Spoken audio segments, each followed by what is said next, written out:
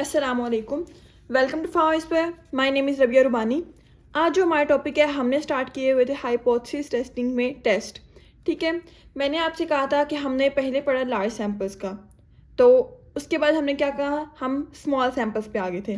मैंने कहा था जब भी आपने स्मॉल सैम्पल्स की हाइपोथेसिस टेस्टिंग करनी है तो हमारे पास उसमें 3 टेस्ट आते हैं। एक होता है टी टेस्ट, ठीक है, एक होता है फिशर्स जी टेस्ट, और एक होता है हमारे पास एफ टेस्ट। ठीक है, अब हमने जो हमारे सिलेबस में है वो तो है टी टेस्ट और F test. Fishers Z test हमारे सिलेबस में नहीं है।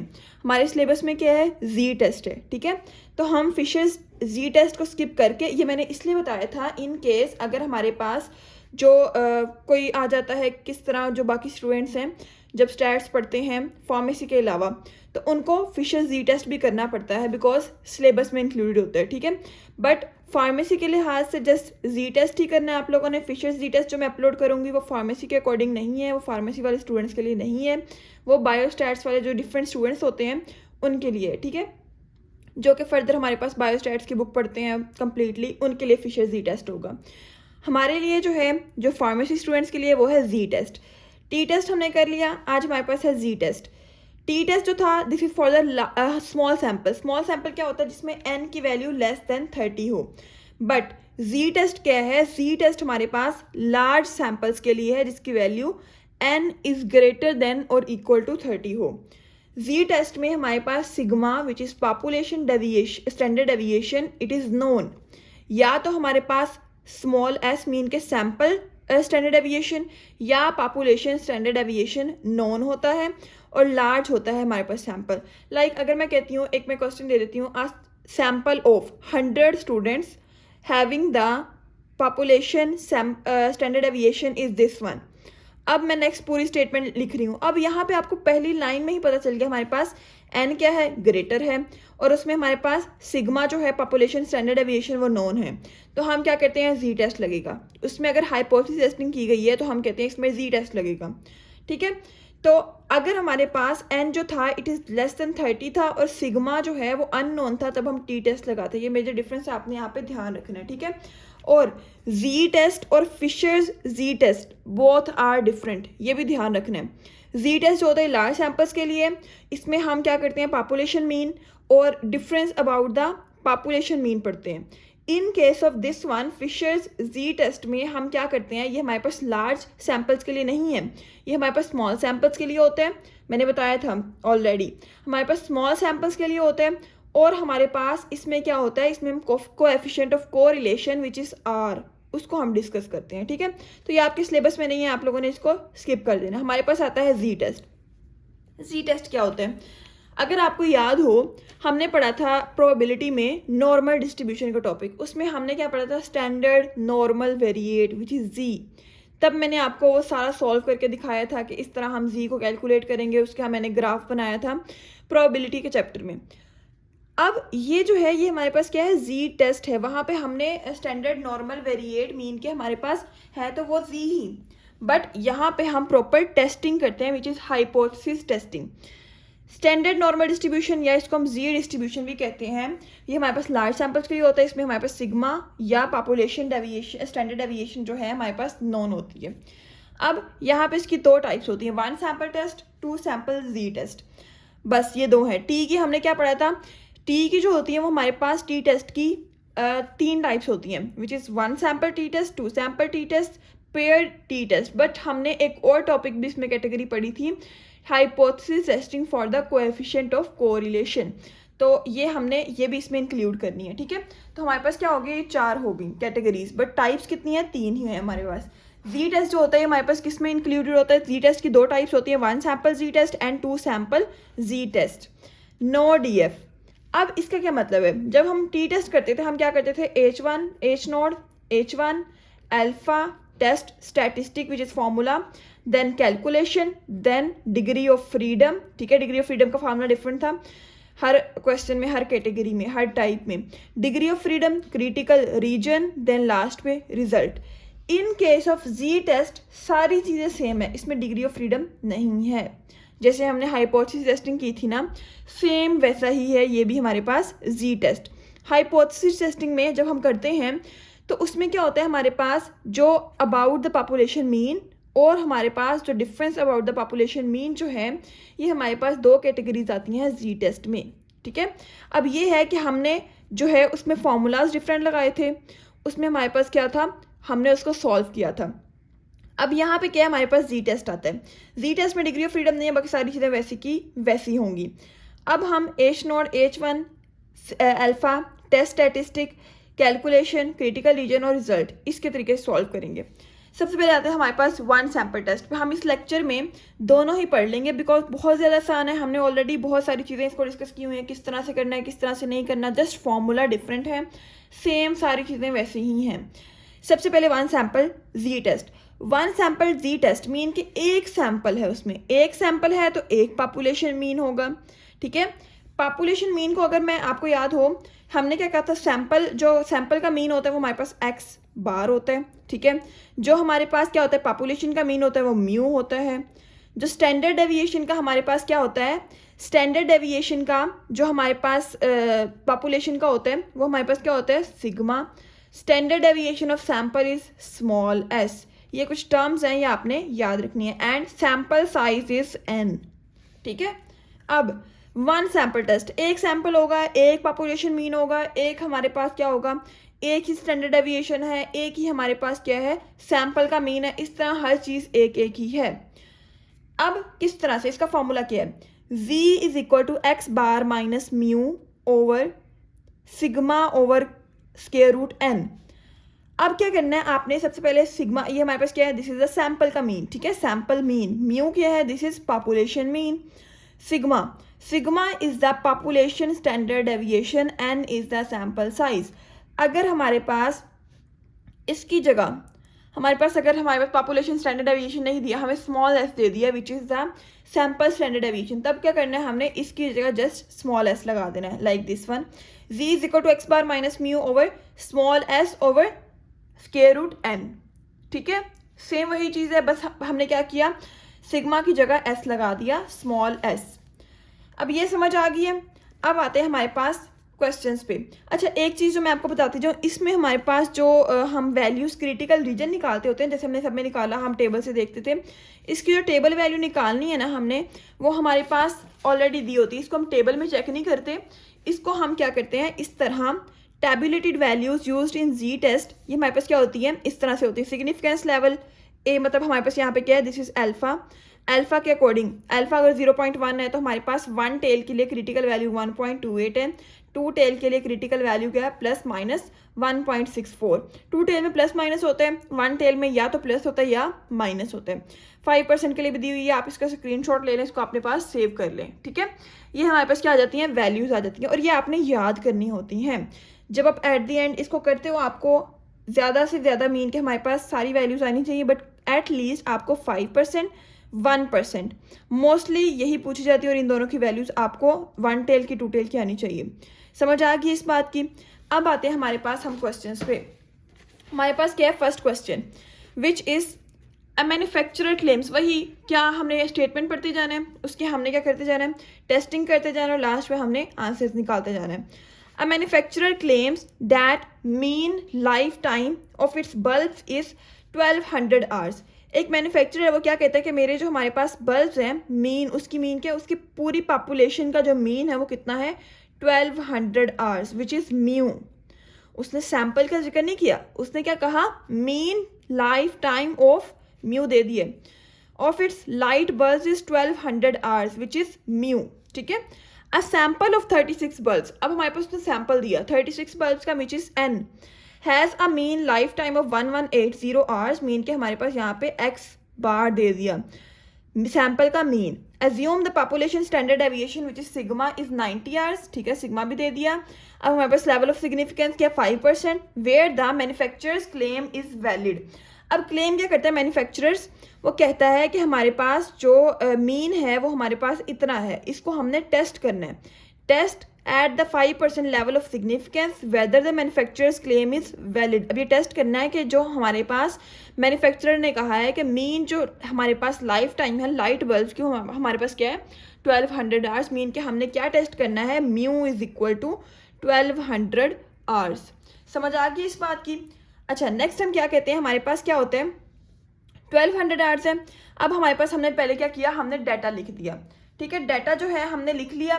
अब क्या है, हमारे पास सारा डाटा लिख लिया। अब हमने वही काम, सबसे पहले क्या, एच नोड, H1, देन हमारे पास अल्फा, देन हमारे पास क्या आ जाएगा, test statistic, calculation, critical range और रिजल्ट। ये स्टेप्स। सबसे पहले नल हाइपोथेसिस और हमारे पास क्या आती है, अल्टरनेटिव हाइपोथेसिस। एच नोड, हमने क्या टेस्ट करना है कि हमारे पास जो मैन्युफैक्चरर्स का क्लेम है वो हमारे पास वैलिड है कि नहीं, मीन कि हमारे पास म्यू 1200 है कि नहीं। तो हमने क्या किया, हमने ले लिया mu is equal to 1200। Next में हमने क्या ले लिया, म्यू नॉट इक्वल टू 1200। अब इसका मतलब है ये टू टेल्ड है। अल्फा दिया हुआ 0.05, टेस्ट स्टैटिस्टिक मैंने फॉर्मूला लिख लिया which is X bar minus mu sigma over under root mean के स्क्वायर रूट एन आ जाएगा हमारे पास। अब हम कहते हैं इसकी हम कैलकुलेशन करते हैं। कैलकुलेशन किस तरह से, हमने वैल्यूज पुट करते जाना है, हमारे पास आंसर वैल्यूज। अच्छा, मैंने बताया था टू टेल में आपने जब नेगेटिव में वैल्यू आ जाएगी। अब मैंने क्या किया, मैंने फॉर्मूला पुट किया, मैंने वैल्यूज पुट की अपनी, मुझे यहाँ पे मिल गया -20। मैंने क्या किया, मैंने देखा यार ये टू टेल्ड है, अगर ये टू टेल्ड है तो हम मोड ले लेंगे, अगर ये वन टेल है तब हम मोड नहीं लेंगे। ये मैंने पहले भी आपको बात बताई है।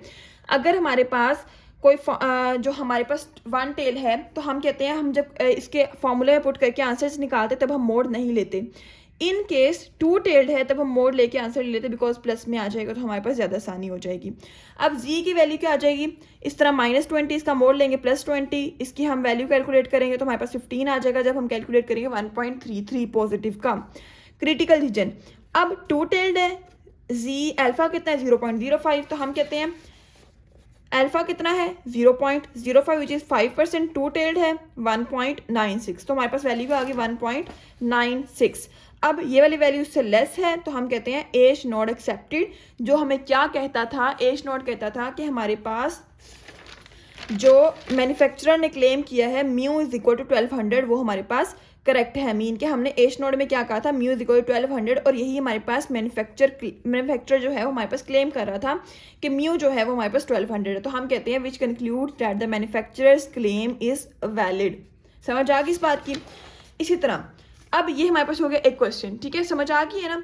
बस फॉर्मूला पुट किया, हमने आंसर निकाला, उसको हमने क्या कर दिया, उसको चेक किया रेंज के अंदर, अगर वो रेंज से छोटा आया, पॉजिटिव वैल्यू अगर रेंज से छोटी आती है तब हम कहते हैं कि एच नोट एक्सेप्ट हो जाता है। अगर नेगेटिव वैल्यू रेंज से छोटी आती है, ये बात मैं 1000 दफ़ा हर क्वेश्चन में समझा चुकी हूँ, अगर नेगेटिव वैल्यू रेंज से छोटी आती है तो एच नोट रिजेक्ट हो जाता है। Negative value must be greater than the table value अगर हमें एच नोड को एक्सेप्ट करना है, ठीक है। नेगेटिव वैल्यू अगर टेबल वैल्यू से बड़ी आएगी तो एच नोड क्या हो जाएगा, तब एक्सेप्ट होगा, छोटी पे एक्सेप्ट नहीं होता। जबकि जो पॉजिटिव होती है उसका सिंपल है कि अगर वो टेबल वैल्यू से छोटी आ गई तो हमारे पास एच नोड एक्सेप्ट हो गया, ठीक है। अब next question, question number 2, a random sample, अभी हमें सैंपल दे दिया ऑफ 36 ड्रिंक्स, ठीक है, 36 मीन के एन दे दिया, from a soft drink machine has an average content, average mean के मीन है हमारे पास, ठीक है, एवरेज का मतलब क्या है, मीन दे दिया x bar which is 7.6, standard deviation of 0.48 ounces, mean के हमारे पास सैंपल का ही उन्होंने स्टैंडर्ड डेविएशन दिया which is small s। Test the hypothesis, अब टेस्ट क्या करना है, किस हाइपोथेसिस को टेस्ट करना है कि जो हमारे पास म्यू है इट इज लेस देन और equal to 7.5 ounces against the alternative hypothesis mu is greater than 7.5। उसने हमें ऑलरेडी एच नोड H1 दे दिया है, हमारे पास H1 क्या दिया उसने, against the alternative hypothesis. Alternative hypothesis क्या है, म्यू इज ग्रेटर देन 7.5 और एच नोड क्या हो जाएगा, तो हमारे पास ऑब्वियस सी बात है ये हो जाएगा, और हमारे पास अल्फा क्या है 0.05। अब क्या करेंगे, हम पहले डाटा लिखेंगे, डाटा मैंने लिख लिया, एन क्या है 36, हमारे पास एक्स बार क्या है 7.6, स्मॉल एस क्या है हमारे पास 0.48। पहला जो हमारे पास क्वेश्चन में डाटा दिया which is mu is equal to 7.5, sorry mu is less than और इक्वल टू 7.5, H1 क्या है, mu is greater than 7.5 which is one tailed, ठीक है। अगर हमारे पास या तो ग्रेटर की अलग वैल्यू आ जाए या हमारे पास क्या आ जाए लेसर की, तो हम कहते हैं वन टेल्ड। अगर नॉट इक्वल टू होता तब हम कहते हैं दिस इज टू टेल्ड, ठीक है। अभी हमारे पास वन टेल्ड है, अल्फा 0.05, टेस्ट स्टैटिस्टिक में हमने फॉर्मूला लिखा, हमने स्मॉल एस वाला फॉर्मूला लिखना है बिकॉज हमारे पास क्वेश्चन में स्मॉल एस दिया हुआ है। अब हम कहते हैं हमारे पास क्या है, हमने क्या किया इसमें कैलकुलेशन, पहले कैलकुलेशन में आपने फॉर्मूला लिखना है, मैंने यहाँ पे नहीं लिखा कैलकुलेशन, पहले आपने फॉर्मूला लिखना है तब आपने वैल्यूज़ को पुट करना है।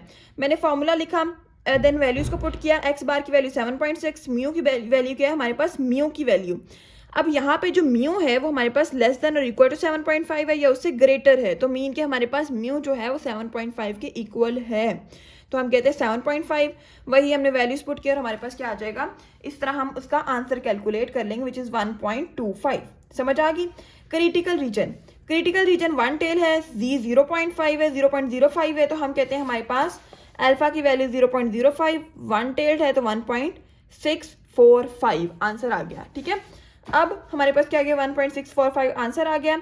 अब ये वाली जो वैल्यू है जी की calculated, it is less than this one, तो हमारे पास H naught accepted. H naught क्या कहता था, जो हमारे पास म्यू है इट इज़ लेस देन और इक्वल टू 7.5। समझ आ गया इस क्वेश्चन की भी। इसी तरह सारे क्वेश्चन होंगे, बहुत आसान है, बहुत ज़्यादा आसान है। वही चीज़ें फॉलो करनी है, वही स्टेप्स फॉलो करने हैं, बस आपके क्वेश्चन होते जाएंगे और आप लोग आराम सुकून से हर क्वेश्चन को इजीली अटेम्प्ट कर सकते हो। बस आपने क्वेश्चन में आइडेंटिफाई करना है कि आपने टी टेस्ट करना है, आपने जी टेस्ट करना है, आपने एफ टेस्ट करना है, आपने काई टेस्ट करना है, या आपने आइडेंटिफाई करना है क्वेश्चन में। समझ आ गई है। और क्वेश्चन में फिर आपको जब आपने जी टेस्ट कैलकुलेट कर लिया ना कि मैंने इसमें क्या निकालना है, जी टेस्ट, उसमें आपने फाइंड करना है कि मैंने 1 सैंपल जी टेस्ट करना है या मैंने 2 सैंपल जी टेस्ट करना है। टी टेस्ट अगर आपको मिल गया है देन आपने फाइंड करना है मैंने 1 सैंपल टी टेस्ट करना है, 2 सैंपल टी टेस्ट करना है या पेयर टी टेस्ट करना है।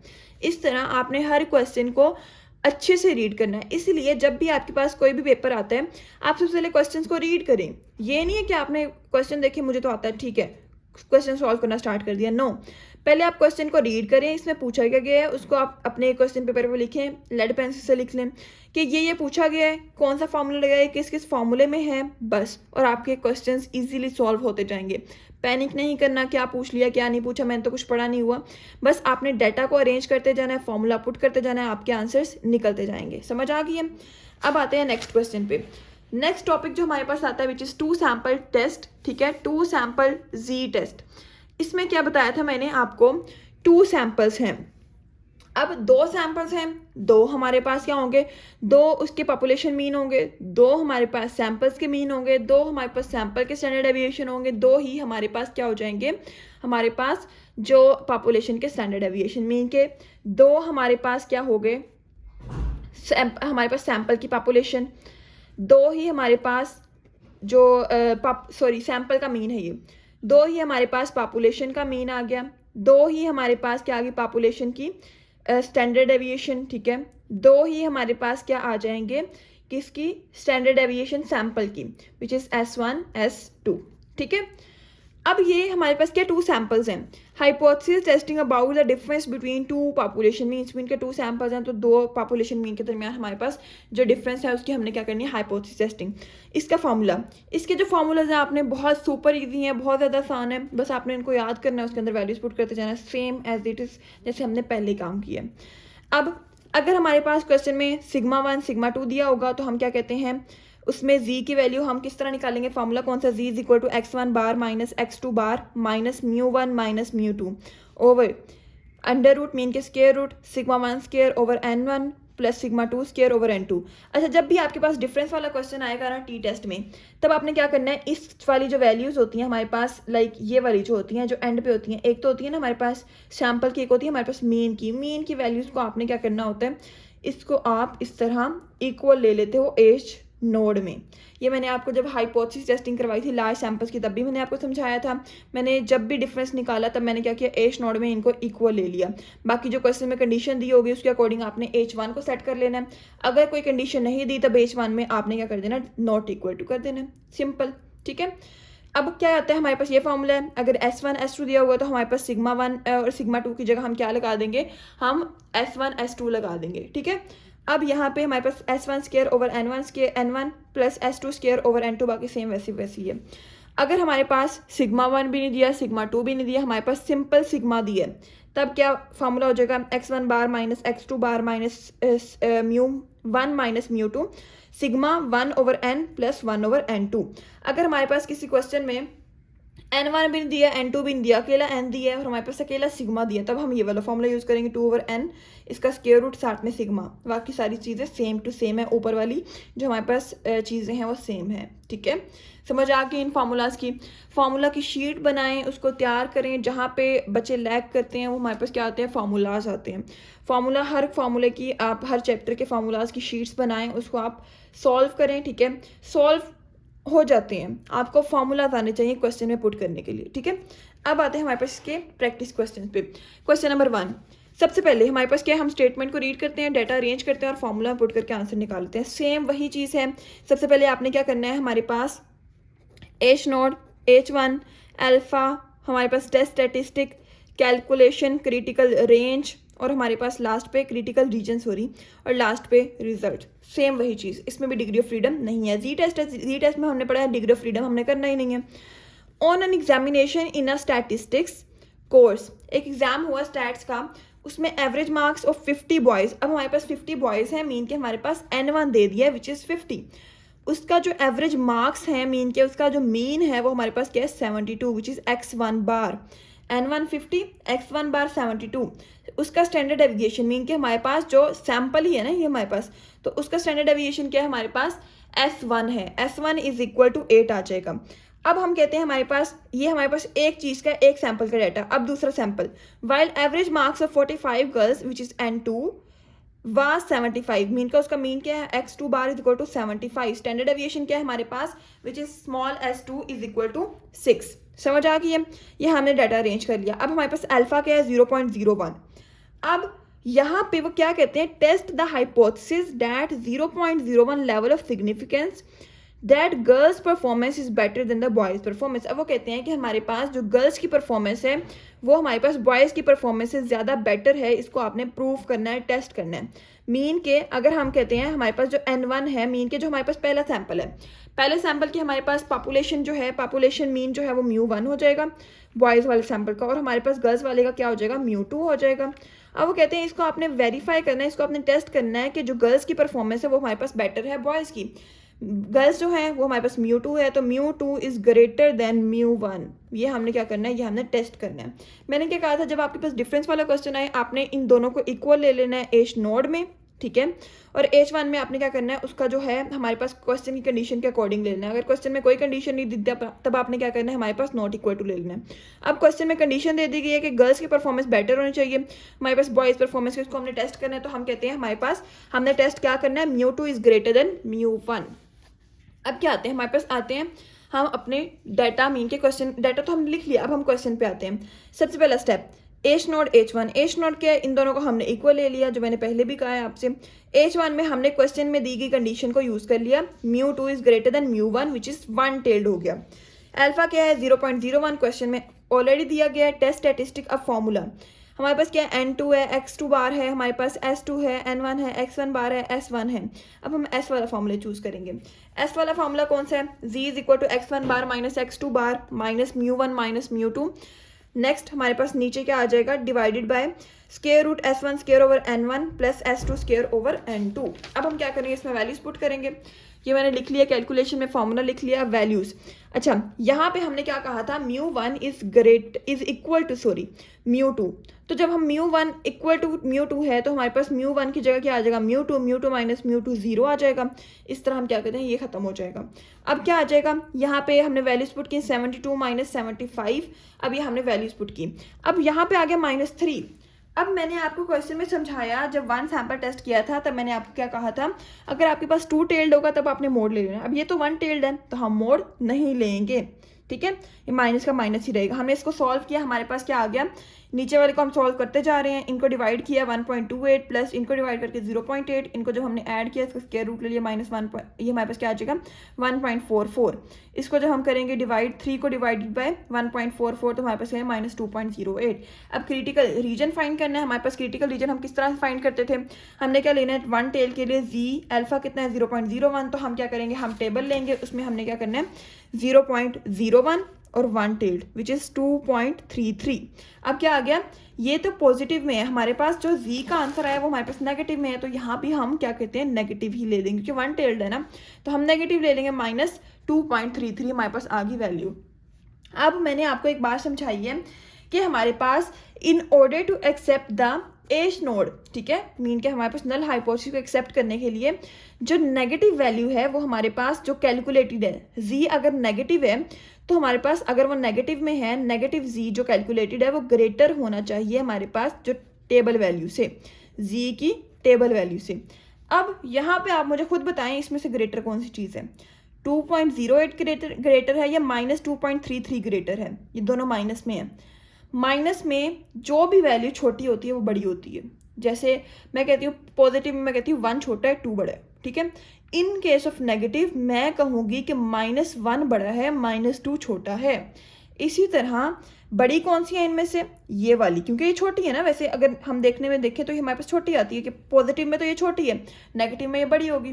2.08 जो है ये हमारे पास बड़ी है, ये value -2.08 is greater than -2.33।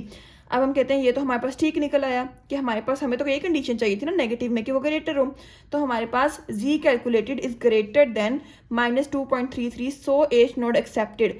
H naught accept हुआ तो इसका क्या मतलब है, एच नोड क्या था, एच नोड एक्सेप्ट हुआ इसका मतलब है कि हमारे पास μ1 is greater than, is equal to, sorry, μ1 is equal to μ2, जिसका मतलब है कि गर्ल्स और बॉयज़ की परफॉर्मेंस इक्वल है, ना कि हमारे पास ग्रेटर है किसी एक की। तो हम कहते हैं H naught accepted, H1 rejected हो गया। जब एच नोड एक्सेप्ट हुआ तो हम कहते हैं which concludes that girls performance is not better than the boys performance, although both, जो हमारे पास दोनों जेंडर्स हैं उन दोनों की हमारे पास परफॉर्मेंस क्या है वो इक्वल है। समझ आ गई इस बात की? हमने एक क्वेश्चन कर लिया। नेक्स्ट आते हैं क्वेश्चन नंबर 2 पे।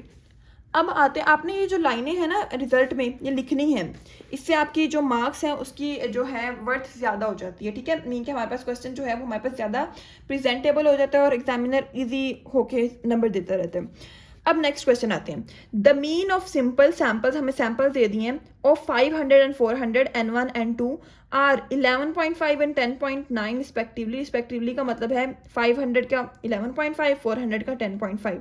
मीन के N1 500 है तो x1 बार 11.5 है, N2 then it is x2 bar. Can the samples be regarded as drawn from the population of standard deviation 5। क्या हमारे पास जो सैंपल है वो हमारे पास पॉपुलेशन से हमने इसको कंक्लूड किया है, जो कि हमारे पास क्या स्टैंडर्ड डेविएशन मीन के सिग्मा, जो पॉपुलेशन का सिग्मा दे दिया हमारे पास 5 दे दिया है। मैंने बताया था जब आपको सिग्मा 1 सिग्मा 2 ना दिया हो, जस्ट सिग्मा दिया हो, तब आपने कौन सा फॉर्मूला यूज़ करना है, अगर मैं आपको दिखाऊँ तब आपने ये वाला फॉर्मूला यूज़ करना है, ठीक है। मैंने क्या किया, ये वाला फॉर्मूला यूज़ करना है। अब सबसे पहले मैंने डाटा लिख लिया, डाटा में पहले मैंने क्या किया, ये सारे डाटा लिख लिया। अब मैंने उसको स्टार्ट कर दिया वही steps, H naught, H1, then alpha, test statistic, calculation, critical range और हमारे पास क्रिटिकल रीजन, सॉरी, और लास्ट में हमारे पास रिजल्ट आ जाएगा, ठीक है। अब सबसे पहले इसमें कोई कंडीशन दी हुई है कि ये बड़ा हो, ये छोटा हो, ये बेटर हो, ये हमारे पास लेसर हो, इस तरह कोई कंडीशन है नहीं। मैंने क्या कहा था, डिफरेंस में हमने क्या करना है, μ1 इक्वल टू μ2 हमने ले लेना है इन केस ऑफ एच नोड। अगर हमारे पास क्वेश्चन में कोई कंडीशन दी होगी तब हमने क्या करना है, उस कंडीशन को H1 में लिख लेना है, वरना हमने क्या करना है, μ1 नॉट इक्वल टू μ2 कर देना है। क्वेश्चन में कोई कंडीशन नहीं है तो हम ये लिख लेंगे। इस तरह मैंने क्या कर लिया, इन दोनों को सेट कर लिया। अब H1 क्या है, नॉट इक्वल टू है तो ये 2 टेल्ड आ गया। अब हम कहते हैं अल्फा, अल्फा क्या है 0.05।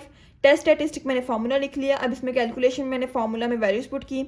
अब यहाँ पे सेम कि ये तो हमारे पास μ1 जो होता है वो इक्वल टू μ2 होता है, ठीक है। μ2 मैं पुट करूँगी, μ2 माइनस μ2 0 आ जाएगा, तो हमारे पास यहाँ पे क्या आ जाएगा, ये वैल्यू सारी खत्म हो गई। अब हम कहते हैं वही हमने वैल्यूज पुट करते जाना, हमारे पास आंसर्स निकाल लेने हैं। जब हमने वैल्यूज पुट की तो हमारे पास क्या आंसर आ जाएगा, जी का वैल्यू, जी का आंसर जो आता है हमारे पास दिस इज 1.79, ठीक है। अब हमारे पास क्रिटिकल रीजन हमने किस तरह फाइंड करना है, हमने कहा था कि टू टेल्ड के लिए जी अल्फा की वैल्यू 0.05 है टू टेल्ड, और हमने क्या देखना है 0.05, टू टेल्ड के लिए 1.96, हमारे पास वैल्यू क्या है 1.96। अब जी की कैलकुलेटिव वैल्यू लेस है यहाँ पे 96 आएगा जो हमने टेबल वैल्यू से देखी है। Z calculated is less than 1.96, so H1 rejected. यहाँ पे अगर आप ये ना भी लिखें, आप जस्ट वही लिख लें, H note accepted. H note क्या कहता है कि हमारे पास ये जो है ये दोनों आपस में इक्वल हैं, ठीक है। जब इक्वल है तो हम वही लिख देंगे, yes the samples be regarded as drawn from the population of standard deviation of 5। ये समझ आ गई है। ये हमारे पास हो गया सैम्पल जी टेस्ट। हमने क्या पढ़ ली, दोनों टाइप्स पढ़ लिए, कंप्लीट हमारा जी टेस्ट हो गया। अब यहाँ पे एक और क्वेश्चन आता है which is the confidence interval या कॉन्फिडेंस लिमिट का जी टेस्ट का, वो हम नेक्स्ट लेक्चर में पढ़ेंगे। आसान था ये बहुत ज़्यादा, लेकिन आपने जस्ट इसको फार्मूलाज को अच्छे से देखने हैं। होप से समझ आ गया। कुछ नहीं समझ आया देन आप मुझसे डिस्कस कर सकते हैं, कमेंट में पूछ सकते हैं, और डिस्क्रिप्शन में व्हाट्सएप ग्रुप का लिंक है which is only for the pharm D students, ठीक है। तो वहाँ से आप ज्वाइन करके अपने नोट्स वगैरह ले सकते हैं। अगर आप फार्मेसी के स्टूडेंट्स नहीं हैं देन आप वो ग्रुप ज्वाइन ना करें, ठीक है। अल्लाह हाफिज़, जज़ाकल्लाह।